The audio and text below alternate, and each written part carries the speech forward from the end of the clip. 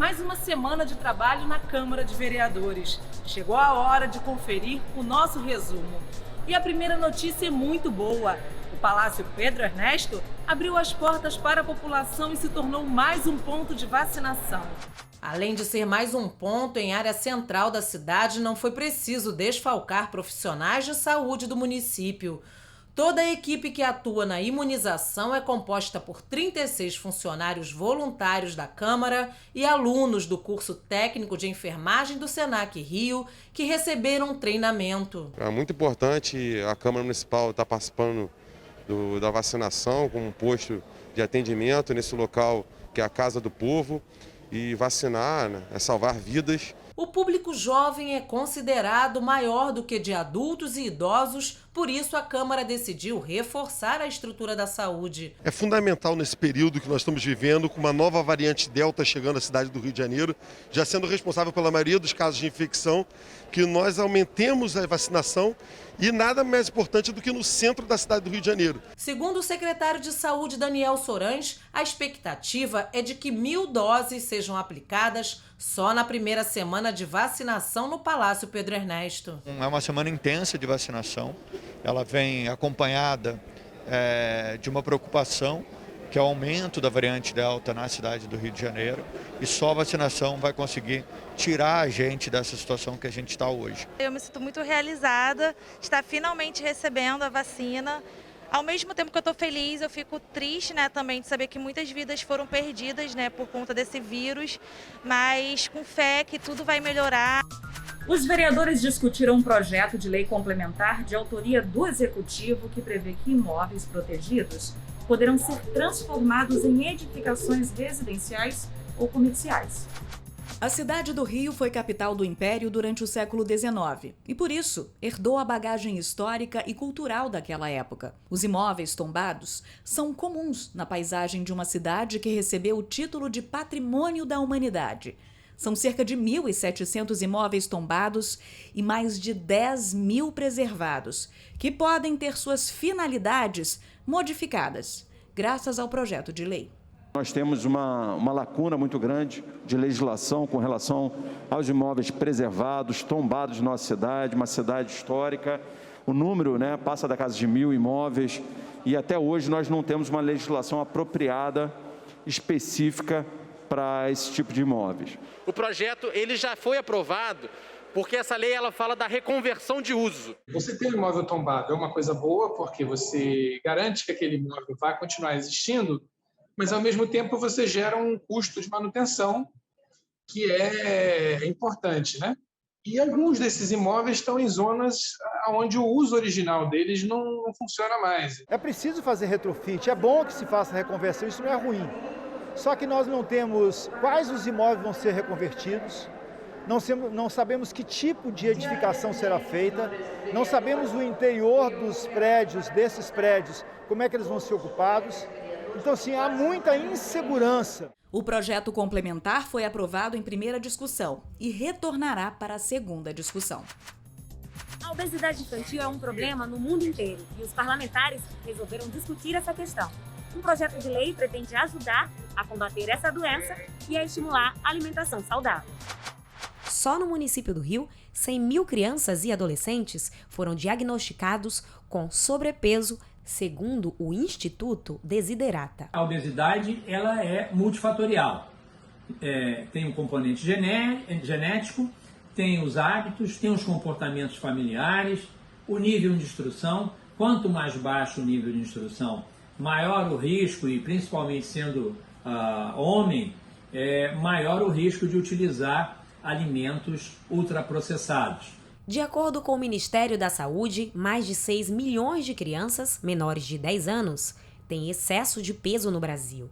Outras 3 milhões já são consideradas obesas. Uma das propostas é a proibição da venda de alimentos ultraprocessados em escolas públicas e particulares do município. Quando apresentei o projeto de lei contra a obesidade infantil, na verdade eu e mais vários vereadores, o que nós tínhamos no foco era evitar os desdobramentos que a obesidade infantil traz. Os vereadores também aproveitaram o plenário para discutir um tema importante e muito atual, o retorno das aulas presenciais na rede municipal de ensino. O que me preocupa muito, senhor presidente, ontem em Campo Grande, já por volta das 17h40, havia um grupo de alunos aguardando o ônibus da Liberdade, todos, sem exceção, todos sem máscara. O grande debate é se a Prefeitura não deveria, nesse momento, dar alguns passos atrás no processo de reabertura plena e total das escolas municipais. O setor de eventos foi muito prejudicado pela pandemia do novo coronavírus. Por isso, um projeto de lei da Câmara Municipal do Rio pretende incentivar a retomada desses eventos e reaquecer a economia no município. Uma audiência pública reuniu parlamentares e representantes do Executivo, além de profissionais que trabalham com eventos e turismo. Somente em 2020, 350 mil eventos deixaram de ser feitos. O setor de eventos ele contribui para 5% do PIB nacional, representando 250 bilhões. Então, nessa retomada, eles precisam de incentivos, sim. Incentivos tributários, sim.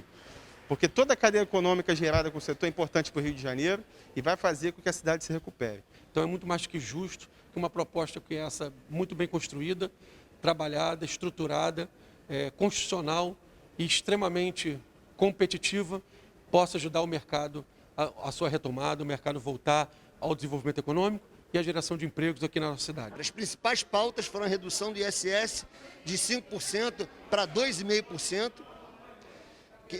até o ano de 2027, isenção de IPTU também de 2020 e 2021. A reforma administrativa que está sendo discutida lá em Brasília também é pauta aqui no município. Uma audiência conjunta entre as comissões de trabalho da Câmara e da Alesc discutiu pontos da proposta.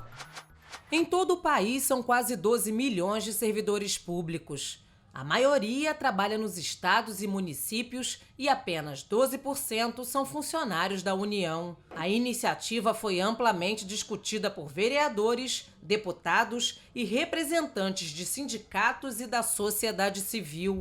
Eles vivem dizendo que servidor público é privilegiado e que essa deforma é, como já se disse aqui, para combater privilégios e corrigir distorções. Mentira! Fake legislativa. Se acaba com direitos e garantias, com estabilidade, com conquistas trabalhistas, é sempre indicando que o serviço público é desqualificado, que o serviço público não produz. Então, nós temos uma guerra de narrativas. O vereador Pedro Duarte se manifestou favorável a alguns pontos do texto da PEC. No serviço público não pode ter redução de jornada com redução de remuneração, não pode ter demissão, tem reajuste anual, tem quinquênio, triênio. Então, se não fossem as leis que nós temos aprovado, travando esse reajuste, o gasto de pessoal só ia disparar. E aí aumenta a desigualdade no país. A proposta de emenda à Constituição, que altera dispositivos sobre servidores públicos e organização administrativa, precisa passar pela Câmara dos Deputados e ser aprovada com, no mínimo, 308 votos favoráveis em 2 turnos. Já no Senado Federal serão necessários 49 votos, também em 2 turnos. Se a PEC não sofrer nenhuma alteração, o texto é promulgado em sessão no Congresso e entra em vigor. Daqui a pouco tem mais informação para você. A gente volta já já.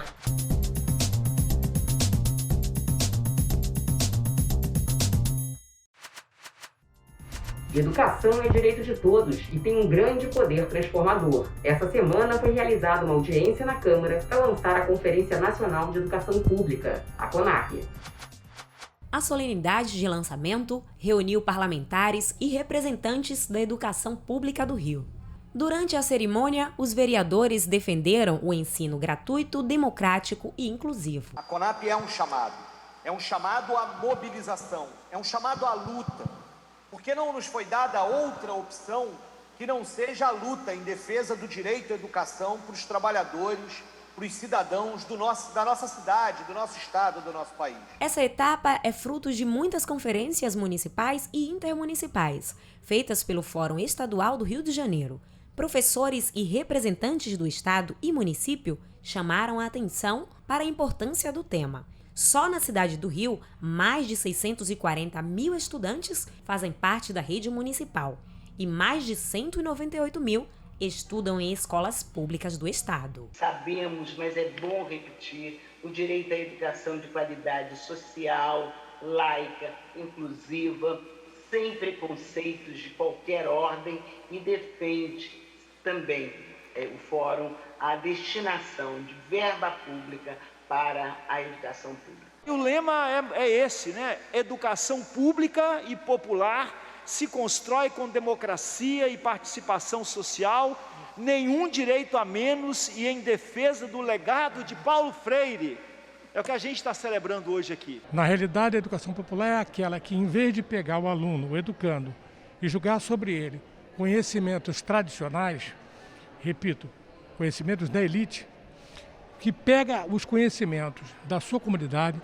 Então, o bom educador é aquele que aproveita esses conhecimentos desse educando e faz com que, a partir deles, ele cresça para conseguir a justiça social, o crescimento na sua ascensão social e consiga, portanto, ser um cidadão pleno. Esse evento hoje aqui na Câmara foi muito importante para a educação, porque a abertura do evento que vai acontecer no ano de 2022 para discutir a educação lá na ponta, na escola.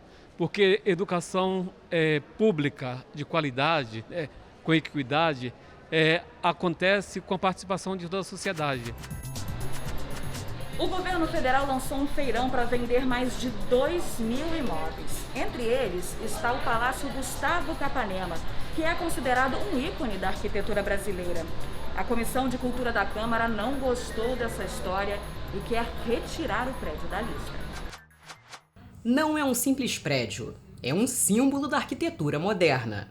Já foi sede do Ministério da Educação e da Saúde Pública, quando o Rio ainda era capital federal. O projeto tem as assinaturas dos mais renomados arquitetos brasileiros, incluindo Oscar Niemeyer e Lúcio Costa. A fachada é revestida com azulejos de Cândido Portinari e o jardim é de Burle Marx. Construído na gestão do ministro Gustavo Capanema, o palácio, em 1943, foi considerado pelo Museu de Arte Moderna de Nova York o edifício mais avançado em construção no mundo. A notícia da privatização gerou reação em diversas instituições. Não há nenhum amparo legal para essa venda e isso foi uma posição, diria, unânime entre todos os presentes. O Palácio Capanema, símbolo do modernismo, é uma das maiores riquezas do povo brasileiro. Não só pela sua importância arquitetônica, mas também por ser um patrimônio cultural da humanidade. A resistência está nas ruas. Nós lutamos pela cultura, lutamos pela arte, pela memória e pela história. E já temos sinalizações de que o governo desistiu. Foi a resistência do povo nas ruas, foi a resistência do setor cultural, de trabalhadores e trabalhadores da cultura, foi a resistência nas ruas, nas redes e no parlamento.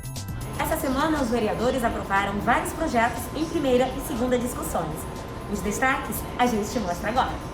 Os parlamentares aprovaram em segunda discussão o projeto de lei de autoria dos vereadores Dr. Gilberto, Dr. Marcos Paulo e Vera Lins, que determina que todas as praças e parques públicos deverão ter áreas para socialização de cães. Também foi aprovado em segunda discussão o projeto da vereadora Tânia Bastos sobre canais de comunicação na Guarda Municipal como medida essencial de enfrentamento. Outro projeto aprovado, de autoria dos vereadores Chico Alencar, Raimon e João Mendes de Jesus, proíbe a colocação de objetos ou obstáculos em espaços públicos que impeçam a livre circulação ou permanência de pessoas nesses locais. O problema da questão da população em situação de rua, como muito bem sabemos, vai ser resolvido com política social, com política de assistência social e com política de emprego, renda, trabalho.